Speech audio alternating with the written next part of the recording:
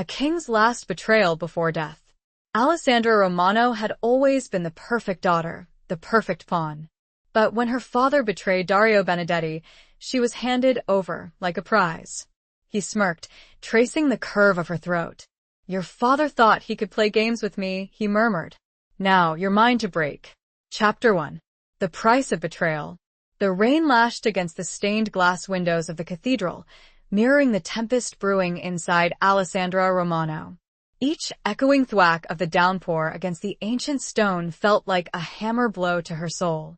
The scent of incense, usually comforting, now choked her, thick with the suffocating weight of impending doom. She knelt in the front pew, her hands clasped so tightly her knuckles were white, the cold marble of the rosary beads digging into her skin. But prayer offered no solace, no escape from the reality that was about to shatter her carefully constructed world. Her father, Don Antonio Romano, a man who commanded respect and fear in equal measure, stood beside her, his profile rigid, his gaze fixed on the altar. He wasn't praying either. He was waiting, like a predator anticipating the arrival of its prey. Alessandra knew, with a sickening certainty, that she was the sacrifice. The heavy oak doors of the cathedral creaked open, the sound swallowed by the roar of the storm. A figure emerged from the darkness, tall and imposing, his presence radiating a dangerous power that seemed to suck the air from the room. Dario Benedetti. Even his name tasted like ash in Alessandra's mouth.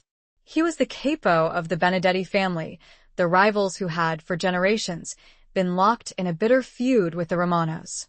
A feud that had claimed countless lives, fueled by betrayal and vengeance. Dario's eyes, the color of obsidian polish to a deadly gleam, swept over the cathedral, lingering for a heartbeat on Alessandra. A shiver traced its way down her spine, a primal fear that bypassed logic and settled deep in her bones. He moved with a predatory grace, his tailored black suit molding to his powerful frame, the only sound the soft click of his polished shoes on the marble floor. Behind him, his men fanned out, silent shadows in the flickering candlelight. They were his enforcers, his loyal soldiers, their faces impassive masks, their hands never far from the weapons concealed beneath their jackets. The air crackled with unspoken threat. Antonio Romano straightened, a forced smile playing on his lips. "Dario," he greeted, his voice a strained attempt at normalcy. "We are honored by your presence." Dario's answering smile was a chilling curve of his lips, devoid of any warmth. "Antonio," he replied, his voice a low, resonant rumble that seemed to vibrate through the very foundations of the cathedral. "Let's not waste time with pleasantries. You know why I'm here." Alessandra's heart hammered against her ribs. She knew. Her father had made a deal, a desperate gamble to save his own skin, and he had lost. Badly. The details were murky, whispered secrets she hadn't been privy to, but the outcome was brutally clear. Her father had betrayed Dario Benedetti, and the price of that betrayal was her. Antonio swallowed, the forced smile faltering. "There has been a misunderstanding, Dario." "I can explain." Dario cut him off with a sharp gesture. "Silence. Your explanations are worthless. You crossed a line, Antonio. A line that cannot be uncrossed." His gaze shifted to Alessandra, his eyes burning into hers with an intensity that made her breath catch in her throat. "You offered a deal. A life for a life. Your daughter for your continued existence." Alessandra felt a cold dread seep into her veins. She had always known that her life, as the daughter of a mafia don, was not entirely her own. She had been raised to be the perfect daughter, the perfect pawn in her father's intricate game of power. She had been groomed for a strategic marriage, a union that would strengthen the Romano family's position. But this was different. This was being handed over to the enemy, a prize to be claimed, a possession to be broken. "She is a valuable asset," Antonio said, his voice tight with desperation. "A union between our families." Dario laughed, a harsh, humorless sound that echoed through the cathedral. "A union? You think I would sully my bloodline by marrying your daughter, the daughter of a traitor?" He stepped closer to Alessandra, his shadow falling over her like a shroud.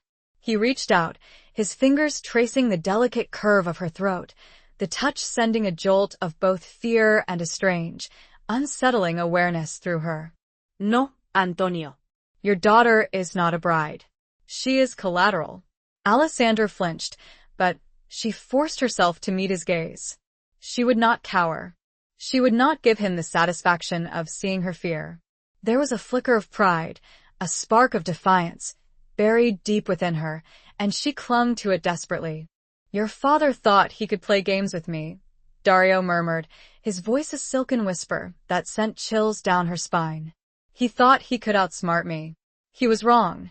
He leaned closer, his breath warm on her cheek, the scent of his cologne, a dark, musky blend of sandalwood and something dangerously primal, filling her senses. Now you're mine to break. His words hung in the air, heavy with unspoken threat. Alessandra felt a tear slip down her cheek, hot against her cold skin. She was trapped, a prisoner in a gilded cage of her father's making. She looked at her father, searching for a flicker of remorse, a hint of regret in his eyes. But there was nothing, only a cold, calculating assessment, as if he were weighing the cost of his actions and finding her expendable. Dario straightened, his eyes still locked on hers. Take her, he commanded his men. Two of his soldiers stepped forward, their faces devoid of emotion. Alessandra didn't resist as they took her arms, their grip firm but not brutal. She was numb, her mind reeling, her future a terrifying unknown. As they led her towards the doors, she looked back at her father one last time. He didn't meet her gaze. He was already looking at Dario, his face a mask of feigned subservience, trying to salvage what little he could from the wreckage of his ambition. The rain was still falling as they stepped out of the cathedral, the cold, cleansing water washing over her face, a stark contrast to the burning shame that consumed her. She was leaving behind everything she had ever known, entering a world of shadows and secrets, a world where loyalty was a weapon and love was a weakness. She was the capo's possession, and her life, as she knew it, was over. The only question that remained was this: would she be able to survive with her soul intact, or would Dario Benedetti succeed in breaking her completely? As the heavy door to the black car opened, she wondered, with increasing terror, what lay behind the cold, unyielding facade of the man now holding her life in the balance. Chapter 2. A Gilded Cage. The drive to Dario's estate was a blur of rain-streaked windows and the oppressive silence of the car. Alessandra sat rigidly in the back seat, flanked by two of Dario's men, their presence a constant reminder of her captivity. She stared out at the passing cityscape, the familiar landmarks of her home now alien and distant. Each street corner, each familiar building, was a painful reminder of the life she had lost. The car finally pulled up to a wrought iron gate, towering and imposing, adorned with the Benedetti family crest, a serpent coiled around a dagger. The gates swung open silently, revealing a long, winding driveway lined with ancient cypress trees, their branches swaying in the wind like skeletal arms. The estate itself was a sprawling mansion, built of dark stone, its windows glowing with a warm, inviting light that seemed incongruous with the storm raging outside and the cold dread in Alessandra's heart. As the car came to a halt in front of the grand entrance, a woman emerged from the house, her silver hair pulled back in a severe bun, her face etched with lines of age and experience. She wore a simple black dress, her only adornment a silver crucifix that hung around her neck. This must be the housekeeper, Alessandra thought, the one who would oversee her new life. Dario stepped out of the car ahead of her, his movements fluid and effortless. He turned to Alessandra, his expression unreadable. "Welcome to your new home," he said, his voice devoid of any warmth or welcome. The woman approached, her eyes assessing Alessandra with a curious, almost clinical gaze. "Signor Benedetti," she said, her voice crisp and respectful. "Everything is prepared." "Good, Emilia," Dario replied. "Show Signorina Romano to her rooms. And make sure she has everything she needs." Emilia nodded. "Of course, signor." She turned to Alessandra, her expression softening slightly. Come with me, Signorina. Alessandra followed Emilia into the mansion, her footsteps echoing on the polished marble floors. The interior was opulent, filled with antique furniture, priceless artwork, and the heavy scent of old money. It was beautiful, undeniably so, but it felt cold and sterile, a museum rather than a home. Emilia led her up a grand staircase, past long corridors lined with portraits of stern-faced Benedetti ancestors. The silence was broken only by the rhythmic ticking of a grandfather clock in the hallway, each tick a reminder of the passage of time, of the hours she was spending in this gilded cage. Finally, they reached a set of double doors at the end of a hallway. Emilia opened them, revealing a spacious suite of rooms, decorated in shades of cream and gold. There was a large bedroom with a four-poster bed draped in silk, a sitting room with a fireplace and comfortable armchairs, and a luxurious bathroom with a marble bathtub. A walk-in closet, already stocked with clothes in her size, hinted at the meticulous planning that had gone into her arrival. "These are your rooms, Signorina," Emilia said. "I have taken the liberty of unpacking your belongings."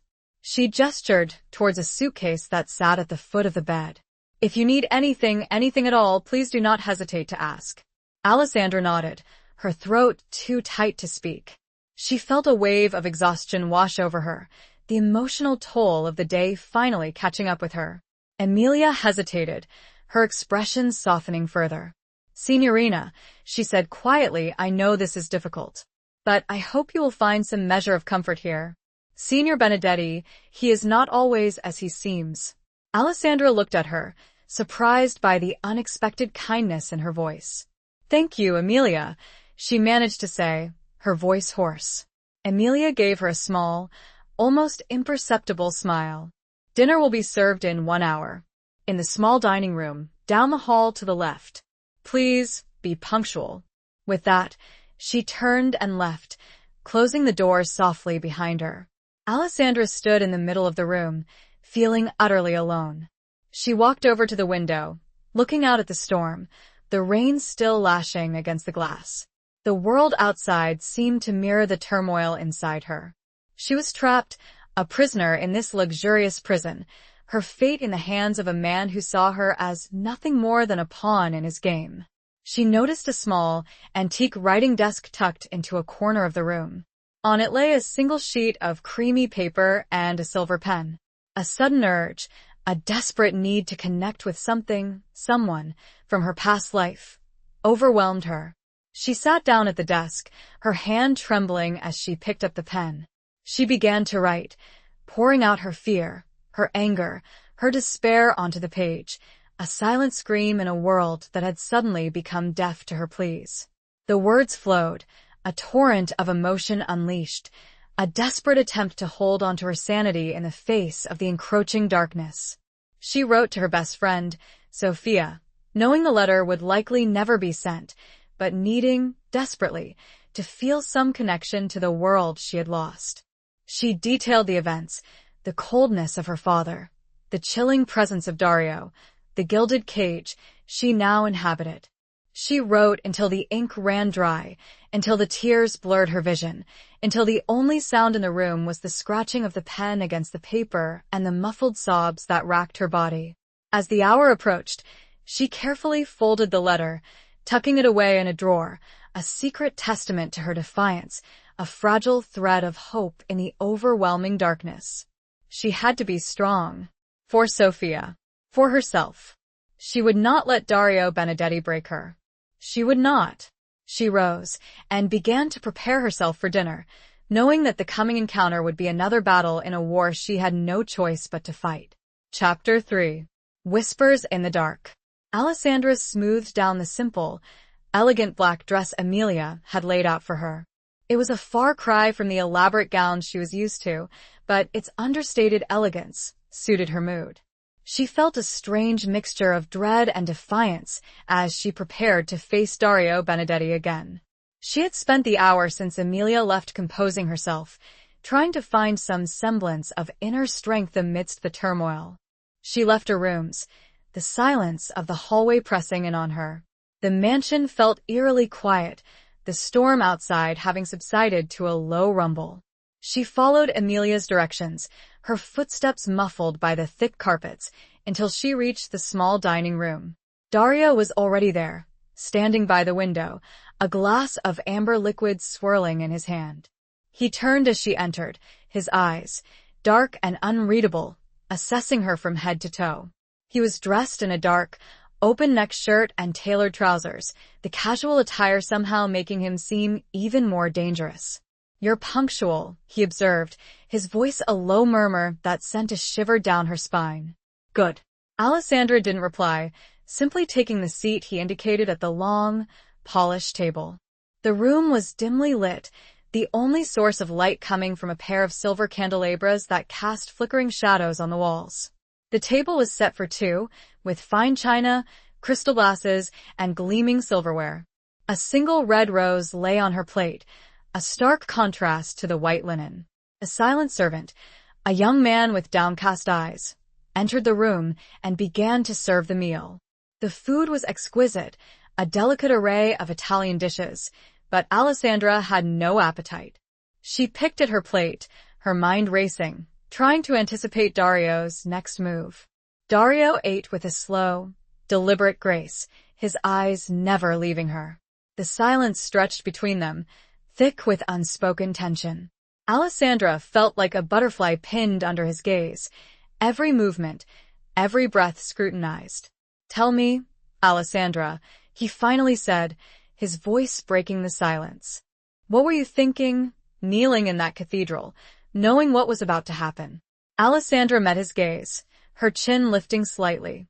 "I was thinking that my father was a coward," she replied, her voice steady despite the tremor in her heart, "and that I would rather face the devil himself than spend another moment in his presence." A flicker of something surprise, perhaps even amusement, crossed Dario's face. "Brave words," he said. "But bravery is often foolishness in disguise." "Perhaps," Alessandra conceded. "But sometimes it's all we have left." Dario leaned back in his chair, his eyes studying her intently. "You have spirit, I'll give you that. But spirit alone will not save you here." "I'm not looking to be saved," Alessandra retorted. "I'm looking to survive." Dario chuckled, a low, rumbling sound that sent another shiver down her spine. "Survival is a worthy goal," he said. "But in this world, survival often requires compromise." Alessandra felt a cold knot of dread tighten in her stomach. She knew what he was implying. The unspoken threat hung heavy in the air. "What kind of compromise?" she asked, her voice barely a whisper. Dario's smile was slow and predatory. "The kind that benefits us both," he said. "You have something I want, Alessandra. Something your father promised me." Alessandra's breath caught in her throat. She knew he wasn't talking about material possessions. He was talking about her. Her body, her obedience, her submission. "And what do you want from it?" she challenged, meeting his predatory gaze without flinching. He traced a finger around the rim of his glass, the sound a delicate rasp in the thick silence. "Information," he purred, leaning in. His voice caressed the word, making it sound almost intimate. "Information your father was foolish enough to entrust to paper. Information that could destroy him and elevate me." Alessandra's eyes widened. This was news. A secret, dangerous, and potentially a weapon. I don't know what you are referring to," she lied, stalling for time, her mind searching for a way to use this to her advantage. He raised an eyebrow, a mocking disbelief coloring his features. "Don't play coy, Kara. It doesn't suit you. The documents. The ledgers. The proof of your father's treachery, not just against me, but against the entire commission." Alessandra remained silent, her mind racing. If what Dario said was true, and her father had been foolish enough to document his betrayals, those documents could be her leverage. Her ticket to freedom, or at least a more favorable position. "I expect you to find them," Dario continued, his voice hardening. "And you will deliver them to me. Your cooperation will determine the quality of your stay here." The threat was clear. Compliance or suffering. Alessandra felt a surge of anger, a rebellion against his control. But she knew she had to tread carefully. She was in his territory, surrounded by his people. She needed to be smart, to play his game, until she could find a way to turn the tables. "And if I refuse?" she asked, her voice betraying a hint of defiance. Dario's eyes darkened, the warmth disappearing completely. "You wouldn't dare," he said, his voice a low growl. "You are mine now, Alessandra. Your life, your fate, is in my hands. Don't forget that." He stood up, his chair scraping against the floor. He walked around the table, stopping behind her. He leaned down, his breath warm on her ear, his voice a silken whisper that sent chills down her spine. "Think carefully about your next move, Kara. Your choices will have consequences." Grave consequences. He straightened and left the room, leaving Alessandra alone in the flickering candlelight, the weight of his words pressing down on her like a physical burden. She was trapped, caught in a web of deceit and danger, with no clear path to escape. But she was not broken. Not yet. She had a secret, a potential weapon, and she would use it to survive, to fight for her freedom, even if it meant playing a dangerous game with the devil himself. She stared at the uneaten food, at the single red rose, a symbol of passion and danger, intertwined. Her decision was made. She would play his game, but she would play to win. She had to. Chapter 4. The Serpent's Charm. The following days settled into a tense, unsettling routine. Alessandra remained confined to the estate, her movements monitored, her interactions limited. Emilia was her primary contact, a silent, watchful presence who provided for her needs but offered little in the way of conversation. The other servants, like the young man who served at dinner, treated her with a mixture of fear and deference, their eyes avoiding hers. Dario was a sporadic presence, appearing and disappearing without warning. Sometimes he would join her for meals, engaging in polite, yet pointed conversations, probing for information about her father, testing her resolve. Other times, he would simply observe her from afar, his dark eyes following her every move, a constant reminder of her captivity. He was a master of manipulation, alternating between charm and threat, keeping her off balance, never allowing her to feel secure. He would shower her with small, unexpected gifts, a rare book of poetry, a delicate silk scarf, a single, perfect white orchid, tokens of his power and his possessiveness. Then, in the next breath, he would remind her of her precarious position, of the consequences of disobedience.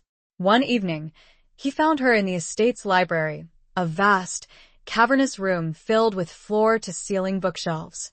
She was drawn to the library, finding a measure of solace in the silent company of books, a temporary escape from the suffocating reality of her situation. "Lost in another world, Alessandra?" he asked, his voice startling her. She turned, a book of classic Italian poetry clutched in her hand. "It's a welcome distraction," she replied, her voice neutral. He approached her, his movements fluid and graceful. He reached out, his fingers brushing against hers as he took the book from her hand. He examined the cover, his eyes lingering on the title. "Dante," he observed. "A fitting choice for someone trapped in their own personal inferno." Alessandra met his gaze, refusing to be intimidated. "Perhaps," she said. "But even in hell, there is beauty to be found." He smiled, a slow, knowing smile that didn't reach his eyes. "You surprise me, Alessandra," he said. "You have a resilience I didn't expect." "I'm not as fragile as you think," she retorted. He returned the book to her, his fingers lingering on hers for a moment longer than necessary, the contact sending a jolt of awareness through her. "Perhaps not," he conceded. "But everyone has their breaking point." He moved closer, his presence filling the space around her. He reached out, his hand gently cupping her cheek, his thumb tracing the line of her jaw. "I wonder what yours is, Alessandra," he murmured, his voice a low, seductive whisper. Alessandra felt a strange mix of fear and something else. A flicker of attraction, a dangerous, forbidden pull towards this man who held her captive. It was a treacherous feeling, one she fought to suppress, but his proximity, his touch, his scent, all conspired to weaken her defenses. "Don't," she whispered, her voice barely audible. He didn't move away. His eyes searched hers, probing, questioning. "Don't what, Alessandra?" he asked softly. "Don't touch you?" Don't look at you? Don't want you? The word hung in the air, heavy with unspoken desire. Alessandra felt her heart pounding against her ribs, her breath catching in her throat. She was playing a dangerous game, dancing on the edge of a precipice, and she knew that one wrong move could send her plummeting into the abyss. She forced herself to pull away, breaking the spell of his proximity. "Don't underestimate me," she said, her voice regaining some of its strength. "I'm not a toy for you to play with." Dario's smile widened, a hint of admiration flickering in his eyes. "I would never underestimate you, Kara," he said. "That would be a fatal mistake." He stepped back, the tension between them easing slightly. "I have business to attend to," he said. "I'll be gone for a few days." Alessandra felt a surge of relief, a brief respite from the constant pressure of his presence. "Will I be allowed to leave the estate?" she asked, a flicker of hope in her voice. Dario's expression hardened. "Absolutely not," he said. "You are still under my protection. And my control." He turned to leave, then paused at the door, looking back at her. "While I'm gone," he said, his voice dropping to a low murmur, "I suggest you use the time wisely. Find those documents, Alessandra. It's in your best interest." He left, leaving her alone in the silence of the library, the weight of his words settling on her like a shroud. She knew he was right. She needed to find the documents. Not just to appease him, but to gain some leverage, some control over her own fate. She had to find a way to navigate this dangerous world, to outsmart the serpent who held her captive. And she knew, with a growing certainty, that the key to her survival lay hidden within the secrets of her father's past. She spent the rest of the evening searching, discreetly, carefully, through the rooms she had access to, looking for any clue, any hint of where her father might have hidden something so important. The task felt monumental, the mansion a labyrinth of secrets, but she was determined. She had to be. Her life depended on it. Chapter 5. Scars of the Past. Dario's absence was a double-edged sword. While it offered Alessandra a reprieve from his intense scrutiny, it also amplified the isolation of her confinement. The mansion felt even more vast and empty without his looming presence. She used the time to explore, cautiously and discreetly, searching for any trace of the documents he sought. She started with her father's old study, a room she remembered visiting as a child, filled with heavy, dark furniture and the lingering scent of cigar smoke. It had been meticulously cleaned and cleared of any personal belongings, but Alessandra felt a lingering sense of his presence, a ghost of the man she once admired. She spent hours searching through drawers, examining bookshelves, even tapping on the walls, hoping to find a hidden compartment. But the room yielded nothing. She moved on to other areas of the mansion, the library, the guest rooms, even the servants' quarters, her search growing increasingly desperate. One afternoon, while exploring a dusty and used wing of the mansion, she stumbled upon a small, locked room. The door was old and heavy, the lock rusted and stiff. Intrigued, she tried to open it, but it wouldn't budge. She returned to her rooms, determined to find a way to get inside. Emilia, noticing her restless energy, approached her with a concerned expression. "Signorina," she said, "is there something you need?" Alessandra hesitated, unsure whether to trust the housekeeper. But she was desperate for help, and Emilia had shown her small kindnesses in the past. "There's a locked room," she said, "in the old wing. Do you know what's inside?" Emilia's expression changed, a flicker of something crossing her face. Fear? Regret? Alessandra couldn't quite decipher it. "That room," Emilia said, her voice low, "has been locked for many years. It belonged to Signor Benedetti's mother." Alessandra's interest piqued. "His mother?" she asked. "What happened to her?" Emilia hesitated again, her gaze shifting nervously. "It's a sad story, Signorina. One that is not often spoken of." Alessandra pressed further, sensing a hidden truth, a secret that might be connected to Dario's complex, often contradictory behavior. "Please, Emilia," she said. "Tell me." Emilia sighed, her shoulders slumping slightly. Signora Benedetti, she was a beautiful woman, kind and gentle. But she was also fragile. She suffered greatly. Suffered how? Alessandra asked, her voice soft. Emilia looked around, as if to make sure they were alone. She was unhappy, she said. Trapped in a marriage she didn't want. She loved another man, a man who was forbidden. Alessandra felt a pang of sympathy, a resonance with the woman's story. What happened to her? Emilia's voice dropped to a whisper. She took her own life. In that room, Alessandra gasped, a wave of horror washing over her. How awful, she whispered. Emilia nodded, her eyes filled with sadness. Signor Benedetti, he was very young when it happened. It affected him deeply. He found her. He adored her. Alessandra understood. A mother's suicide, especially in such circumstances, would leave deep scars.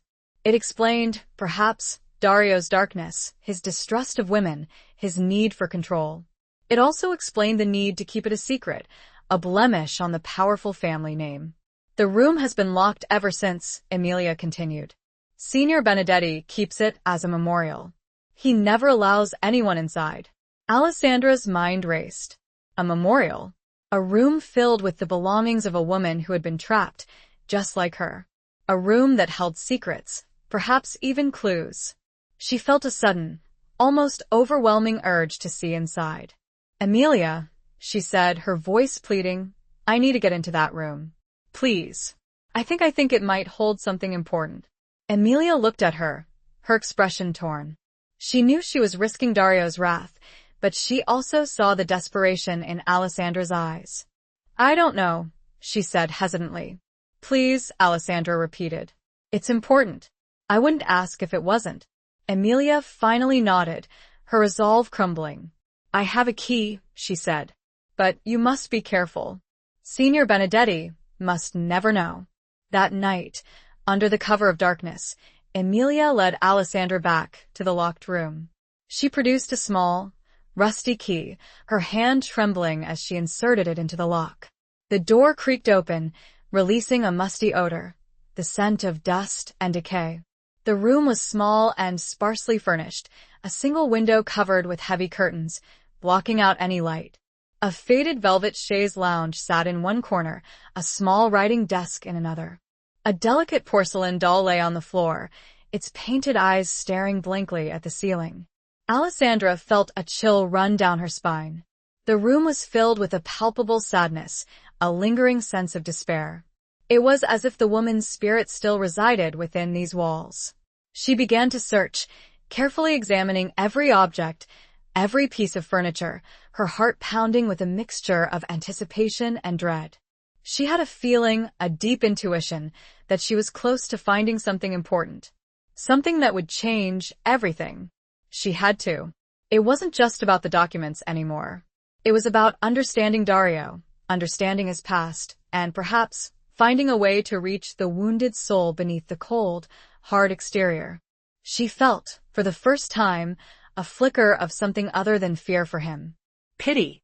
And a strange, unsettling empathy. Chapter 6. Beneath the Surface. Alessandra's search of the locked room was meticulous, driven by a growing sense of urgency. She examined the faded wallpaper, searching for any irregularities, any hint of a hidden compartment. She sifted through the drawers of the writing desk, finding old letters, dried flowers, and a small, leather-bound diary. The diary was locked, a tiny silver clasp holding it shut. Alessandra felt a surge of excitement. This could be it. This could be the key to understanding Dario's mother, and perhaps even finding the document she sought. She tried to force the clasp, but it wouldn't budge. Frustrated, she looked around the room, searching for something to pick the lock. Her eyes fell on a delicate silver hairpin lying on the dressing table, a relic of the woman who had once occupied this room. Carefully, she inserted the hairpin into the lock, her fingers trembling with anticipation. She jiggled it gently, feeling for the mechanism. After a few tense moments, she heard a faint click. The clasp sprang open. Alessandra opened the diary, her heart pounding. The pages were filled with elegant, flowing handwriting, a woman's private thoughts and feelings laid bare. She began to read, her eyes scanning the entries, searching for any mention of her father, any clue that might lead her to the documents. The diary entries chronicled a life of quiet desperation, a woman trapped in a loveless marriage, yearning for a freedom she could never attain. She wrote of her loneliness, her isolation, her growing despair. She also wrote of her secret love, a man she referred to only as R, a man who offered her a glimpse of happiness, a fleeting escape from her gilded cage. As Alessandra read further, she realized that it was not her father. The timeline didn't match. This was a different generation, a different set of secrets. But the parallels between her own situation and that of Dario's mother were striking. Both women, trapped by circumstance, yearning for freedom, caught in the web of powerful men. She continued reading, her eyes drawn to a particular entry, dated a few weeks before the woman's death. R has given me a gift, the entry read. A secret. Something that could destroy the Benedetti family if it ever came to light. He says it's my insurance, my protection. He has hidden it for me, somewhere safe. Somewhere only I can find it. Alessandra's breath caught in her throat. This was it. This was the connection. A secret, hidden by a lover, a weapon against the Benedetti family. It wasn't the documents she was looking for, but it was something just as valuable, perhaps even more so. She read on, frantically searching for any clue to the hiding place. The next entry was cryptic, a riddle of sorts. Where the serpent sleeps, and the dagger weeps, there lies the truth, buried deep. Alessandra reread the entry several times, her mind racing. The serpent and the dagger. The Benedetti family crest. It had to be somewhere in the mansion, somewhere connected to the family's history, their power. She looked around the room, her eyes searching for any sign, any symbol that might offer a clue. Her gaze fell on a small, antique tapestry hanging on the wall, depicting a scene from Greek mythology. It showed a serpent coiled around a tree, a dagger lying at its base. Alessandra approached the tapestry, her heart pounding. She reached out, her fingers tracing the woven image of the serpent. She felt a slight indentation beneath the fabric, a small, almost imperceptible bulge. Carefully, she pulled back the tapestry, revealing a small, hidden alcove in the wall. Inside lay a wooden box, intricately carved with the Benedetti family crest. Alessandra's breath caught in her throat. This was it. This was the secret, the weapon, the key to her freedom. She reached for the box, her hand trembling. Just then, she heard a sound behind her. A soft click, the sound of a door opening. She turned, her heart leaping into her throat. Dario stood in the doorway, his face a mask of fury. He had returned. And he had found her. "What are you doing?" he asked, his voice a low, dangerous growl. His eyes moved from her face to the exposed alcove, and a cold comprehension tightened his features. Alessandra knew she was in trouble. Deep trouble. She had been caught red-handed, trespassing in a forbidden place, uncovering a secret he had guarded for years. She tried to speak, to explain, but the words caught in her throat. Dario stepped into the room, his eyes blazing with anger. "You were told to stay away from this room," he said, his voice tight with controlled rage. "You were told to obey." Alessandra stood her ground, clutching the box to her chest. "I was looking for something," she said, her voice trembling. "Something that belongs to me." Dario laughed, a harsh, humorless sound. "Nothing here belongs to you," he said. "You belong to me." He advanced towards her, his movements predatory. Alessandra felt a surge of fear, but also a flicker of defiance. She had come too far to back down now. She had a weapon, a secret, and she would use it to fight for her freedom. She would not let him break her. Not now. Not ever. The confrontation was inevitable. She braced herself, ready for the storm that was about to break. Chapter 7. A flicker of defiance. Alessandra stood her ground, clutching the wooden box tightly, her heart pounding against her ribs like a trapped bird. Dario's fury was a palpable force, filling the small room, suffocating her. He advanced slowly, his eyes locked on hers, a predator stalking its prey. "Give it to me," he commanded, his voice low and menacing. Alessandra shook her head, her defiance a fragile shield against his overwhelming power. "No," she said, her voice trembling but firm. This belongs to your mother. And now it belongs to me." Dario stopped a few feet away, his fists clenched at his sides.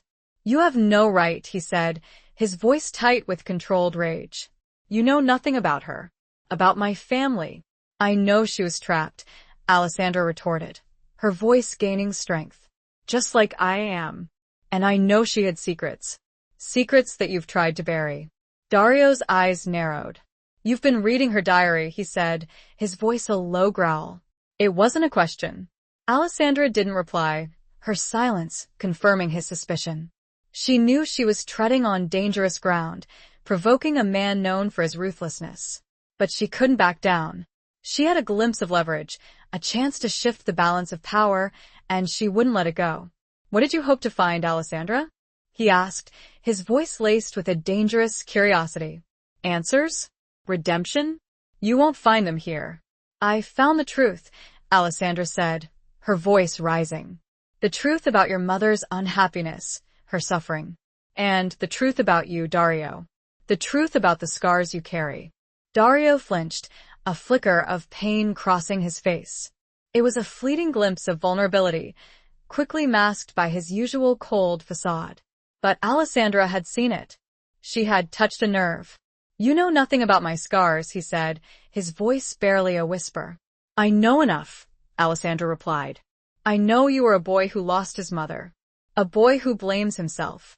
A boy who has built walls around his heart to protect himself from ever feeling that pain again." Dario's expression hardened. "Enough," he said, his voice sharp. "Give me the box, Alessandra. Now." Alessandra hesitated. She knew she was playing a dangerous game, pushing him to his limits. But she also sensed that she was close to breaking through his defenses, to reaching the wounded soul beneath the surface. "What's inside, Dario?" she asked, her voice softening. "What secret is so important that you've kept it hidden all these years?" Dario's eyes flickered, a hint of uncertainty in their depths. He looked at the box, then back at Alessandra, his expression a mixture of anger, pain, and something else. Something that looked almost like fear. It's nothing," he said, his voice uncharacteristically hesitant. "Just old family history. Nothing that concerns you." Alessandra knew he was lying. She could see it in his eyes, in the subtle tremor of his hands. The secret was important. It was powerful, and it was connected to his mother's death. "Let me see it, Dario," she said, her voice gentle but firm. "Let me help you." Dario stared at her, his internal struggle visible on his face. He was torn between his need for control, his fear of vulnerability, and a flicker of something else, a yearning for connection, for understanding. He took a step back, his shoulders slumping slightly. I can't," he said, his voice barely a whisper. "You can," Alessandra said, her voice unwavering. "You can trust me." The words hung in the air, heavy with unspoken meaning. Trust. The one thing that had been missing between them. The one thing that could bridge the chasm of fear and mistrust that separated them. Dario looked at her, his eyes searching hers, probing for any sign of deception. He saw only sincerity, a genuine offer of help, a flicker of compassion. It was something he hadn't expected, something he hadn't experienced in a long time. He slowly reached out, his hand trembling, and took the box from Alessandra. He held it for a moment, his fingers tracing the carved surface, his expression a mixture of pain and relief. He opened the box. Alessandra held her breath, waiting. The moment was charged with unspoken emotions, the culmination of days of tension, fear, and a growing, undeniable connection. The contents of the box would reveal not just a family secret, but also, perhaps, the key to unlocking Dario's heart, and ultimately, her own freedom. The air crackled with anticipation. It was a turning point, a moment of truth, and the outcome was far from certain. Chapter 8. Shadows and Secrets. Inside the box, nestled on a bed of faded velvet, lay a single, antique key and a tightly rolled parchment tied with a faded ribbon. There were no jewels, no stacks of money, no obvious weapon. Just a key and a piece of paper. Dario's hands trembled slightly as he reached for the parchment, his usual composure visibly shaken. Alessandra watched him, her own heart pounding with a mixture of anticipation and trepidation. She had expected something more dramatic, but the simplicity of the contents only heightened the sense of mystery. Dario carefully untied the ribbon and unrolled the parchment. The paper was old and brittle, the ink faded but still legible. It was a letter, written in elegant, flowing handwriting, the same handwriting as the diary. He began to read, his voice a low murmur, barely audible in the quiet room. Alessandra leaned closer, trying to decipher the words, but Dario's body blocked her view. As he read, his expression changed. The anger and tension slowly drained from his face, replaced by a look of shock. Then disbelief. And finally, a profound sadness. He finished reading, his hand dropping to his side, the parchment fluttering to the floor. He stared blankly ahead, his eyes unfocused, his face pale. "Dario?" Alessandra asked softly, her voice filled with concern. "What is it? What does it say?" He didn't answer. He seemed to be in a daze, lost in his own thoughts, his own pain. Alessandra reached down and picked up the letter. She began to read, her eyes scanning the faded words. The letter was addressed to Dario's father, from his mother. It was a confession, a revelation of a long-held secret. "My dearest Lorenzo," the letter began, "I write this with a heavy heart, knowing that these words may never reach you. But I can no longer bear the burden of the secret. I must confess the truth, even if it destroys everything." Alessandra's breath caught in her throat. She continued reading, her eyes widening with each sentence. The letter revealed that Dario was not Lorenzo Benedetti's son.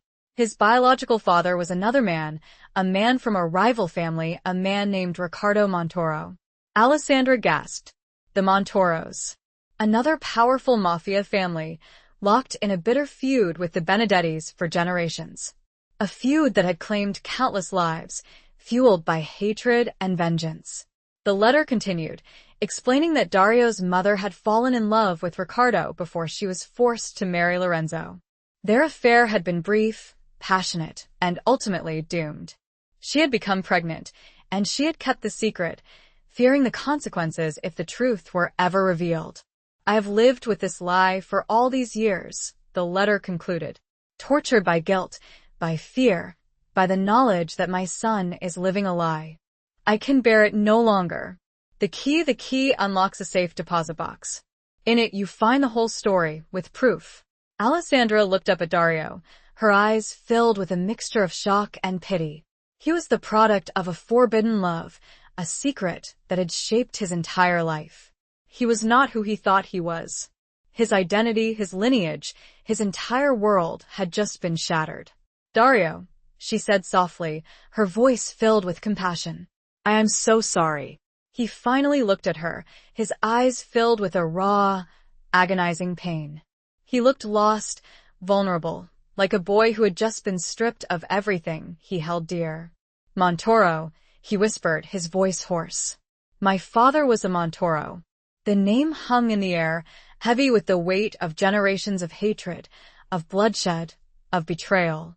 It was a name that represented everything Dario had been taught to despise, to fight against. He stumbled back, his hand reaching out to steady himself against the wall. He looked at Alessandra, his eyes pleading for understanding, for solace. Everything I believed was a lie," he said, his voice cracking. Alessandra reached out to him, her hand gently touching his arm. "I know," she said softly. It's a lot to take in." He flinched at her touch, then, surprisingly, he didn't pull away. He leaned into her, his body trembling. He buried his face in his hands, his shoulders shaking with silent sobs. Alessandra stood there, holding him, offering him the comfort he so desperately needed. She felt a profound shift in their relationship. The walls he had built around his heart were crumbling, revealing the wounded soul beneath. She was no longer just his captive.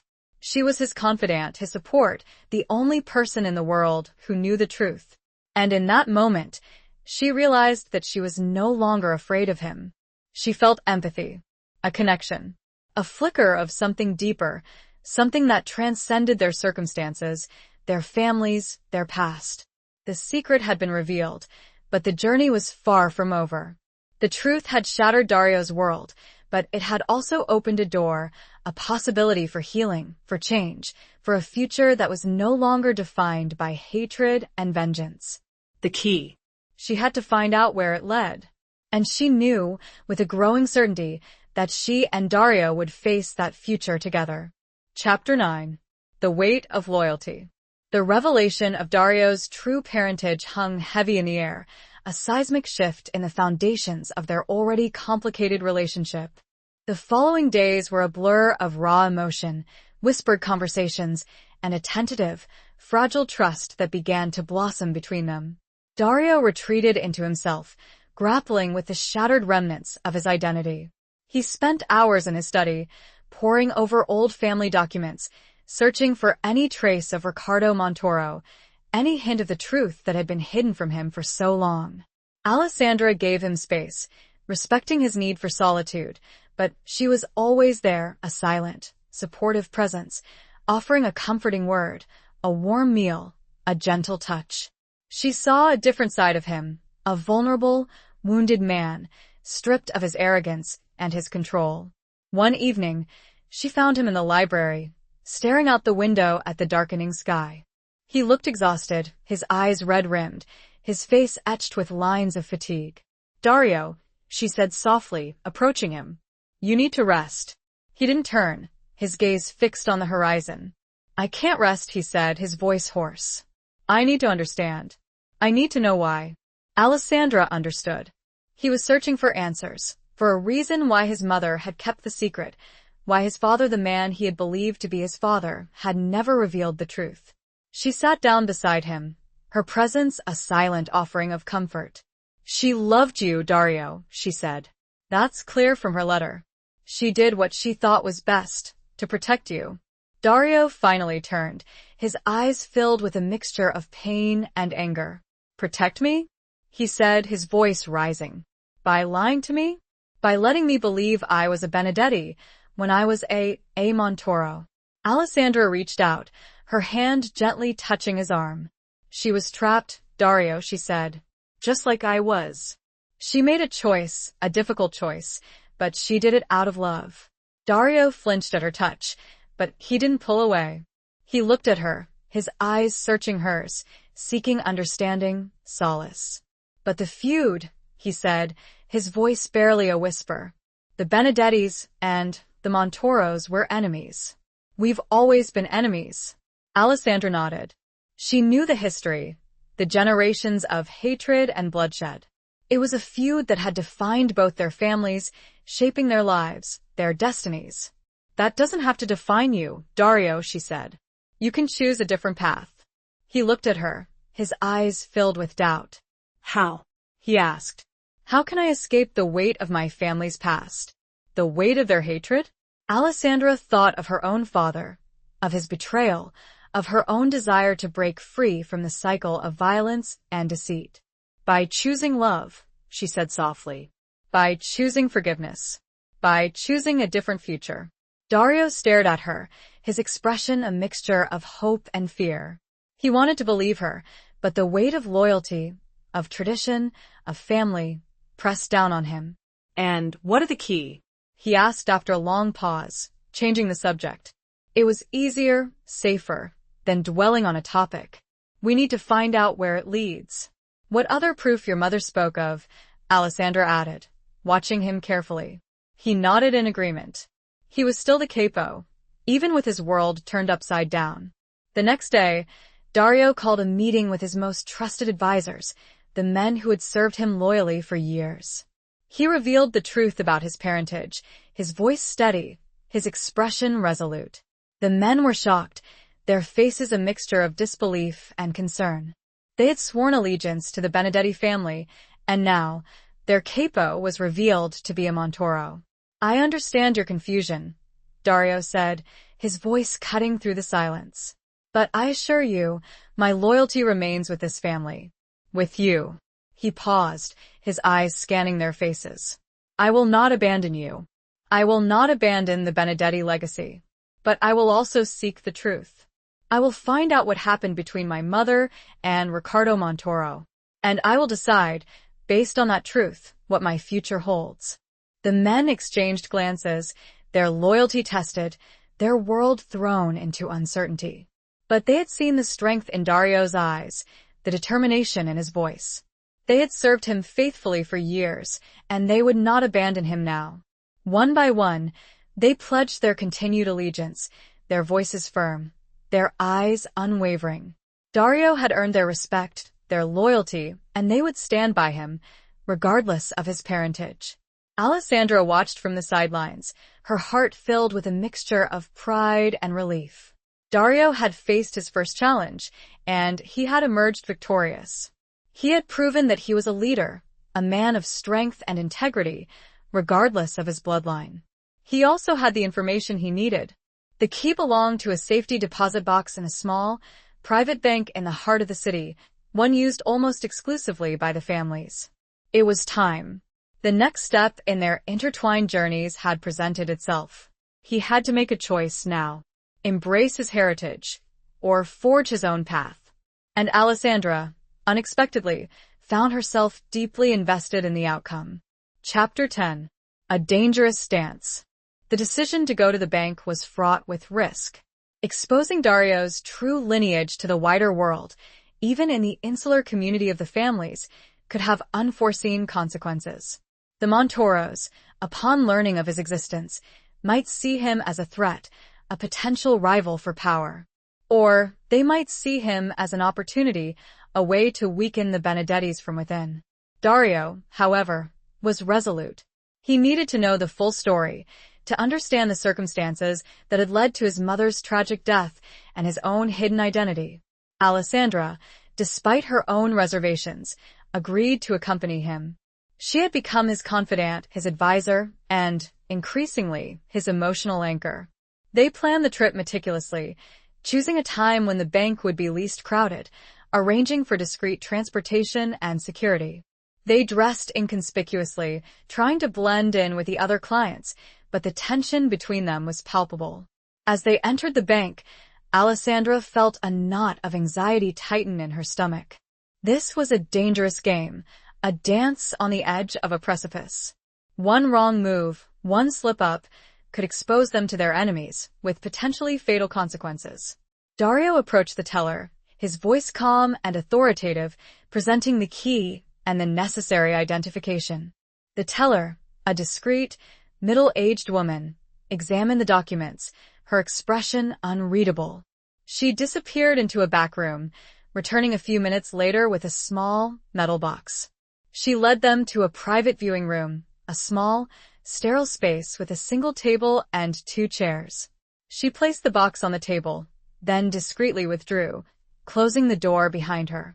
Dario and Alessandra sat down, facing each other across the table. The box sat between them, a silent repository of secrets, a link to a past that had shaped their present. Dario reached for the box, his hand trembling slightly. He opened it. Inside, nestled on a bed of faded velvet, lay a collection of letters, photographs, and a small, antique locket. The letters were bound together with a ribbon, the photographs were yellowed and faded, the locket was engraved with the initials RM and AB. Dario picked up the letters, his eyes scanning the familiar handwriting of his mother. He began to read, his voice a low murmur, barely audible in the quiet room. Alessandra watched him, her heart aching for the pain she knew he was experiencing.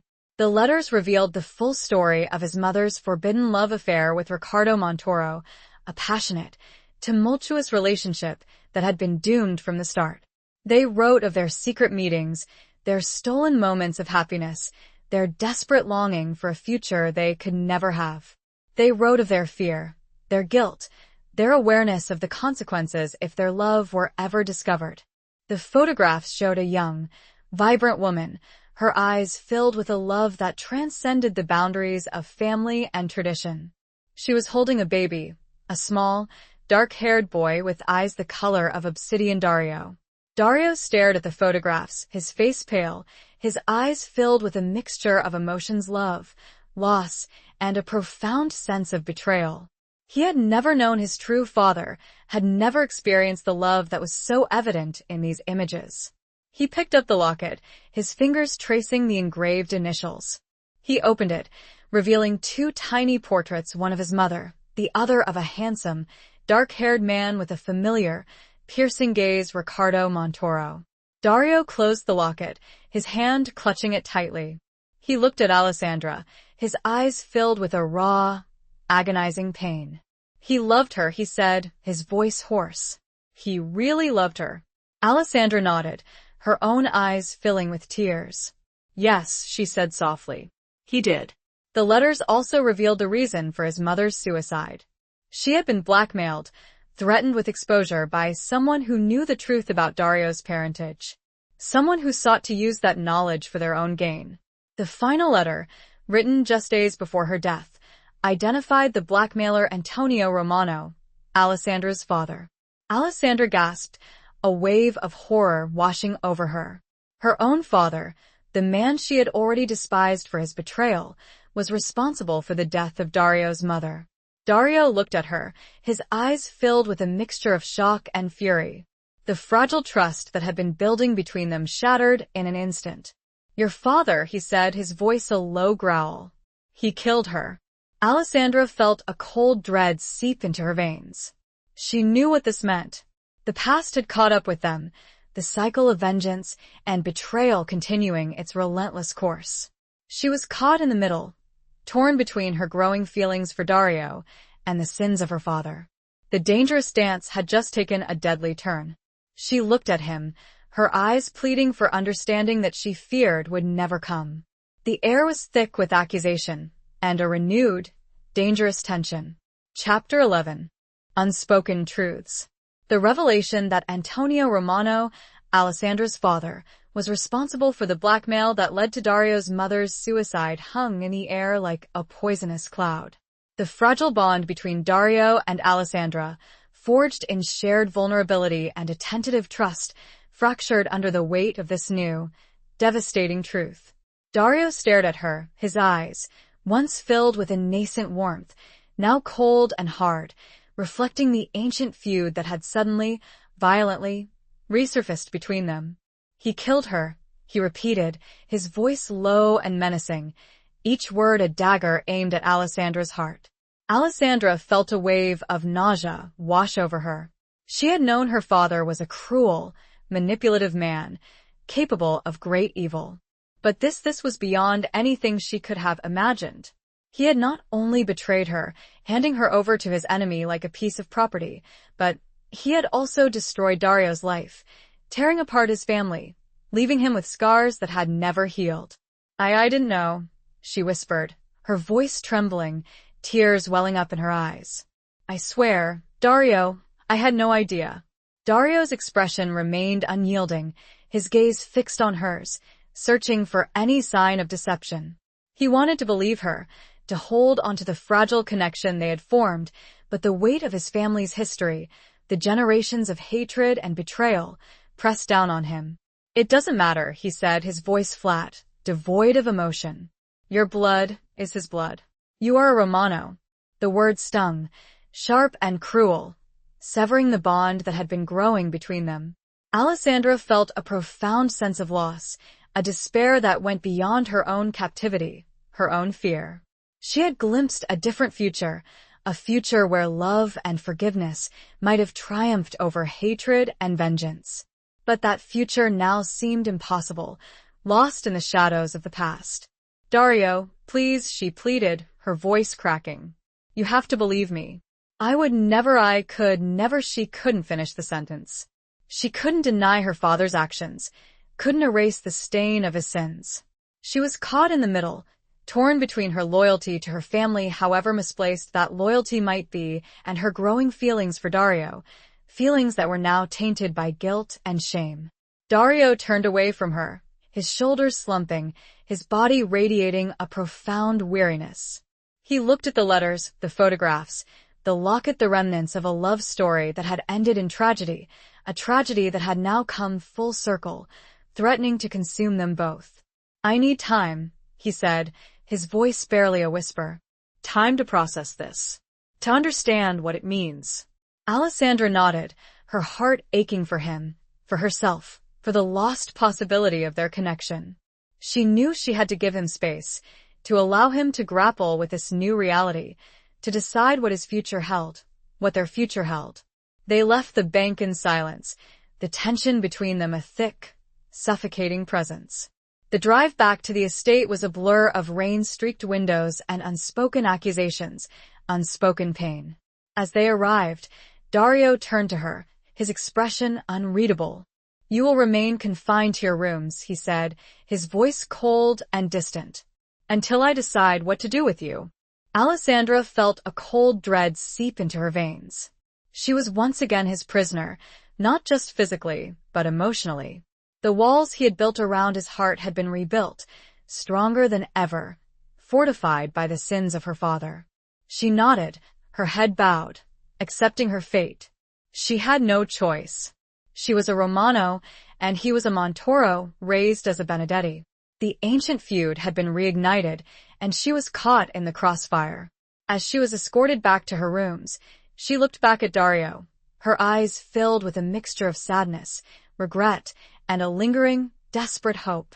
She had seen a glimpse of the man beneath the mask, the wounded soul yearning for connection, for love. And she couldn't help but believe that, somewhere deep down, that man still existed. The question was, could he overcome the weight of his past, the burden of his family's legacy, and choose a different path? Could he forgive her, not for her father's sins, but for her own, unspoken truth, the truth that she was falling in love with him, despite everything? She didn't know. And that uncertainty, that agonizing doubt, was the heaviest burden of all. She entered her rooms, the door closing behind her with a resounding click, the sound echoing the finality of their fractured bond. Chapter 12. The cracks begin to show.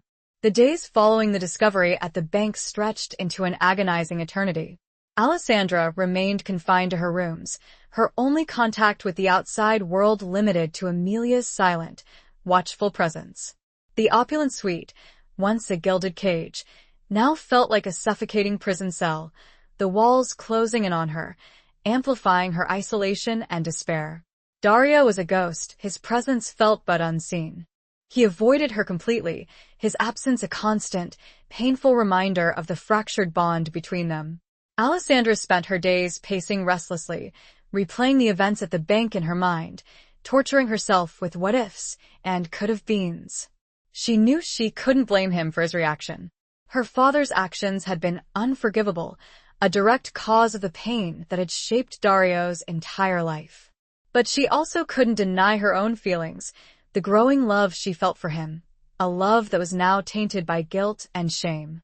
One evening, Emilia brought her dinner, her expression unusually somber. "Signorina," she said quietly, her voice filled with concern.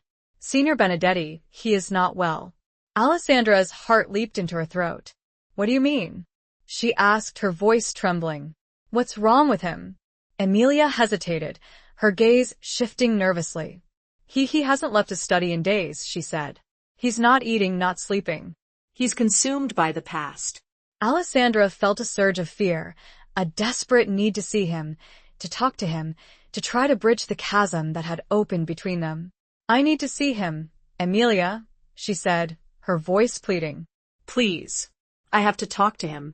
Emilia looked at her, her expression torn. She knew she was risking Dario's wrath, but she also saw the desperation in Alessandra's eyes, the genuine concern for the man she had come to care for, despite everything. I don't know," she said hesitantly. "He has given strict orders, please, Emilia," Alessandra repeated. "I'm begging you. He needs someone. And I need to see him." Emilia finally nodded, her resolve crumbling. "I will try," she said. "But you must be prepared. He is not himself." That night, under the cover of darkness, Emilia led Alessandra to Dario's study. She unlocked the door, her hand trembling, then quickly retreated, leaving Alessandra alone. Alessandra stepped into the room, her heart pounding. The study was dimly lit, a single lamp casting long shadows on the walls. The air was thick with the scent of stale cigar smoke and something else. Something that smelled like despair. Dario was sitting at his desk, his back to the door, his shoulders slumped, his head in his hands. He looked broken, defeated, a shadow of the powerful, commanding man she had first met. "Dario?" she said softly, her voice barely a whisper. He didn't respond. He didn't even move. Alessandra approached him slowly, her footsteps muffled by the thick carpet. She reached out, her hand gently touching his shoulder. He flinched at her touch, his body tensing. He slowly lifted his head, his eyes red-rimmed, his face pale and drawn. He looked at her, his expression a mixture of shock, anger, and something else. Something that looked almost like relief. "Alessandra," he said, his voice hoarse, barely audible. What are you doing here?" "I had to see you," she said, her voice trembling. "I was worried about you." He looked away, his gaze fixed on the desk, his fingers tracing the edges of the letters and photographs that lay scattered before him, the remnants of his mother's life, the evidence of her father's betrayal. The cracks were beginning to show on the strong facade. The perfect control he had always wielded so effortlessly began to slip as the truth of all that he had believed fell around him, shattered. "You shouldn't be here," he said, his voice flat, devoid of emotion. "I told you to stay away." "I know," she said softly. "But I couldn't. I care about you, Dario. Despite everything." He looked at her, his eyes searching hers, probing for any sign of deception. He saw only sincerity, a genuine concern, a flicker of love. It was something he hadn't expected, something he didn't know how to handle. He stood up, his movements unsteady. He walked over to the window, staring out at the darkness, his back to her. He looked small, Alessandra thought. She'd never associated such a word with the overpowering man. "I don't know what to do, Alessandra," he said, his voice barely a whisper. "I don't know who I am anymore." Alessandra approached him, her heart aching for his pain. She stood beside him, her presence a silent offering of comfort, of support. "You are Dario," she said softly. "The man I met. The man I care for. Your blood doesn't define you. Your choices do." He turned to her, his eyes filled with a raw, agonizing pain. "But my choices, they've all been based on a lie," he said. "My life, it's all been a lie." A tear tracked down his face. Then another. Alessandra reached for him, wrapping her arms around his torso. He stood, rigid, in her embrace. Then another tear fell, and he let go, and wrapped her in his arms, tight, clinging to her. The dam had broken. The cracks had spread. And in that moment, surrounded by the shadows of the past, they found a fragile, desperate connection, a flicker of hope in the overwhelming darkness. It was a turning point, a moment of shared vulnerability, but the path ahead was still uncertain, still fraught with danger. The question remained, could their love, born in captivity and betrayal, survive the weight of their families' histories, the sins of their fathers? It was a question that neither of them knew the answer to, a question that hung heavy in the air, unspoken, unanswered. Chapter 13. Echoes of Regret. The embrace in Dario's study marked a turning point, a fragile thaw in the icy distance that had separated them. The following days were a delicate dance of tentative connection, whispered conversations, and a shared vulnerability that neither of them had ever experienced before. Dario, though still grappling with the shattered remnants of his identity, began to open up to Alessandra, sharing fragments of his past, his childhood memories, his deep-seated sense of loss and betrayal. He spoke of his mother, of his love for her, of his guilt and anger over her death. He spoke of his father, the man he had believed to be his father, of his coldness, his distance, his unwavering adherence to the traditions of the Benedetti family. Alessandra listened patiently, offering him comfort, understanding, and a non-judgmental ear. She shared her own stories, her own experiences of growing up in a mafia family, of the expectations, the restrictions, the constant pressure to conform. She spoke of her father, of her disillusionment with him, of her growing awareness of his cruelty and his deceit. Through these shared confessions, they began to forge a new bond, A connection built not on power or possession, but on empathy, understanding, and a shared desire to break free from the cycle of violence and betrayal that had defined their families for generations. One evening, they found themselves in the mansion's garden, a secluded oasis of peace and tranquility amidst the turmoil of their lives. The air was warm, fragrant, with the scent of blooming jasmine and roses. The moon, full and bright, cast a silvery glow on the manicured lawns and the ancient stone statues. Dario sat on a stone bench, his gaze fixed on the moon, his expression pensive. Alessandra sat beside him, her presence a silent offering of comfort. "I keep thinking about her," Dario said, his voice low and filled with regret. "About my mother. About what she went through. About the choices she made." Alessandra nodded, her heart aching for him. She knew the pain of revisiting the past, of confronting the ghosts of lost loved ones, of grappling with the weight of what-ifs and could-have-beens. "She loved you, Dario," she said softly. "That's clear from everything I've read. She did what she thought was best to protect you." Dario turned to her, his eyes filled with a mixture of pain and gratitude. "I know," he said. "But I wish I could have known her. Really known her. Not just as the woman in the photographs, the woman in the letters, but as my mother." Alessandra reached out, her hand gently touching his. "You can," she said. Through her words, through her memories, through the love she left behind. Dario looked at her, his eyes searching hers. He saw only sincerity, a genuine desire to help him heal, to help him find peace. I don't know how," he said, his voice trembling. "I've spent my whole life building walls around my heart, protecting myself from pain. And now those walls are crumbling, and I don't know how to cope." Alessandra squeezed his hand, her touch conveying a strength and a reassurance that she herself didn't fully feel. "You're not alone, Dario," she said. "I'm here. We'll face this together." He looked at her, his eyes filled with a flicker of hope. It was a fragile hope, easily extinguished, but it was there. A spark of light in the darkness. I regret so many things, Alessandra," he said, his voice barely a whisper. "The way I treated you.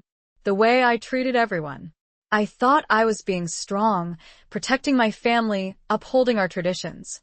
But I was just perpetuating the cycle of violence, of hatred."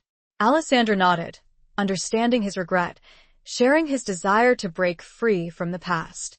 "We all make mistakes, Dario," she said. "The important thing is to learn from them, to choose a different path." He looked at her, his eyes filled with a question, a plea. Do you think it's possible?" he asked. "To change? "To escape the weight of our family's legacies?" Alessandra met his gaze, her own eyes filled with a newfound determination. "Yes," she said, her voice firm. "I do. I have to believe it. For you. For me. For us." The word hung in the air, unspoken but understood. Us. A fragile, tentative possibility, a future that was still uncertain, still fraught with danger, but a future that, for the first time, seemed within reach. Dario reached out, his hand gently cupping her cheek. He looked at her, his eyes filled with a mixture of emotions, gratitude, longing, and love. It was a love born in captivity, forged in adversity, and tested by betrayal. But it was real. It was powerful. And it was, perhaps, their only hope. He leaned in, his lips brushing against hers, a soft, tentative kiss, a promise of a different future, a future where love might triumph over hatred, where forgiveness might heal the wounds of the past. The kiss deepened, a slow burn of emotion. As they finally broke apart, he spoke. "I need to do something," he said, his voice a little rough. "Something I should have done a long time ago." He stood, looking down at her. There was a firmness to his jaw, a resolve. She knew, without asking, that he was going to confront her father. And she knew, with a chilling certainty, that it would not end well. Chapter 14. A Moment of Grace. Dario's decision to confront Antonio Romano hung heavy in the air, a storm cloud gathering on the horizon.